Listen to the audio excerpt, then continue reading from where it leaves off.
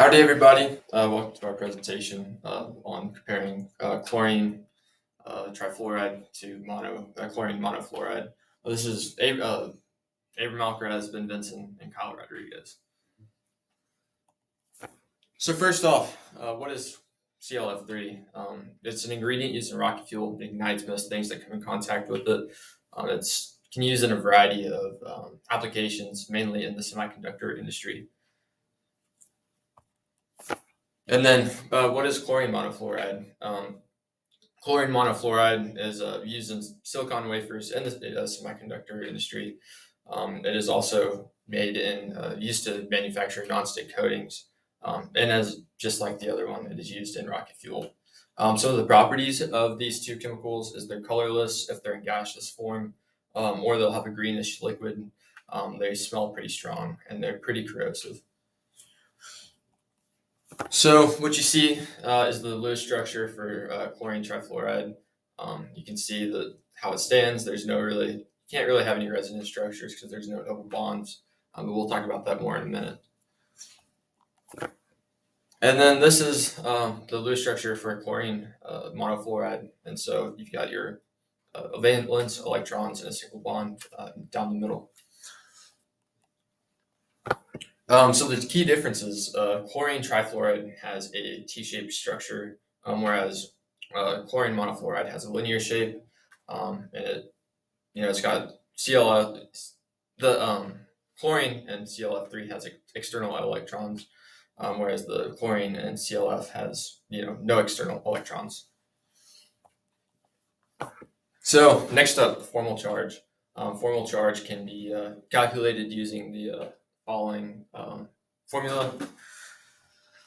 And to determine that for ClF3, you have for fluorine 7 valence electrons minus 6 non-bonding electrons minus 2 bonding electrons over 2 equals 0. You use the same values down below, and you find out that the formal charge for ClF3 equals 0. And then doing the same thing for ClF, you plug in the appropriate values, and since the formal charges for both elements are 0, hence the formal charge for the entire molecule is also 0. So resonance for ClF3, there's no double bonds anywhere in the Lewis structure, so there's no possible other resonance structures. So that's the only way you can get right there. And then for chlorine monofluoride, same thing. You got just one single bond in the middle, and no other way you can move things around. So that's the only way you can have it right there. For the stability of both of these, to find out what's most stable, chlorine monofluoride or trifluoride, we use these tests to determine their stability. And so if you look at the formal charges, they're both equal, but that's when things diverged. Going by the octet rule, monofluoride is able to stay perfectly stable, while trifluoride is an expanded octet and is highly reactive. Same with their electron repulsion.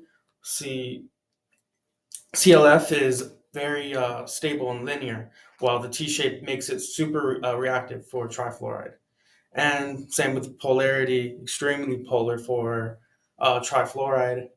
And all in all, the chemical stability is highly reactive.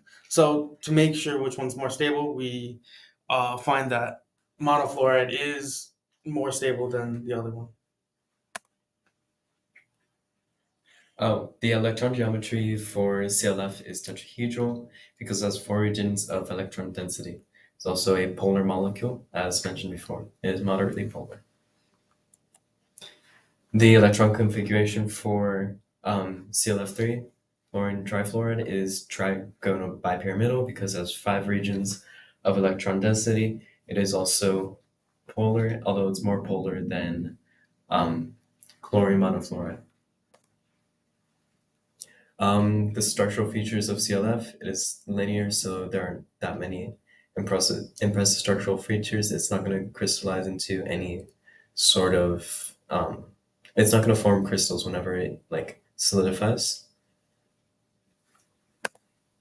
And the same thing with ClF3. It is a T shape that has a bent shape downwards. It's likely not going to crystallize into anything significant.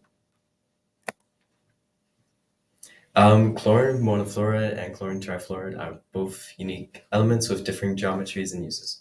One of them is used in rocket fuels and the other is used to etch on silicon.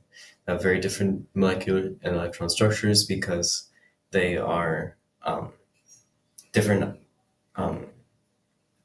different chemicals used in different uses. And here are our references, and thank you all.